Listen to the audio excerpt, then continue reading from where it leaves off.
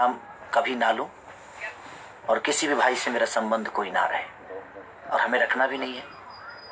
अभी इंस्टाग्राम पे खेसारी लाल यादव लाइव हैं और लाइव के दौरान काफ़ी सारे मुद्दों पे खेसारी लाल यादव बात करते हुए नज़र आ रहे हैं। जैसे कि समर सिंह का जो मैटर हुआ था उस पर खेसारी लाल यादव का कहना था कि वे बंद कमरे का बात था, लेकिन किसी भाई ने वायरल कर दिया और वैसे 2-4 लोग साथ में बैठते हैं तो ऐसे हो जाता है, नॉर्मल है। लेकिन इस चीज़ को इतना ज़्यादा बढ़ा चढ़ा कर दिखाना कहीं से सही नहीं है और लोग स्टेज पे बोलते हैं तो उनके बातों को उतना ज़्यादा महत्व नहीं दिया जाता है, लेकिन अगर हम कुछ भी बोल दें तो उसका लोग बड़ा इशू बना देते हैं। और खेसारी लाल यादव इस लाइव के दौरान काफ़ी दुखी भी हैं। उनका कहना है कि आज के बाद किसी भी भाई का मैं नाम नहीं लूँगा और किसी भी लोग से मेरा भाईचारा नहीं रहेगा, क्योंकि वे सिर्फ कहने के लिए भाईचारा होता है, रियल में ऐसे नहीं होता है।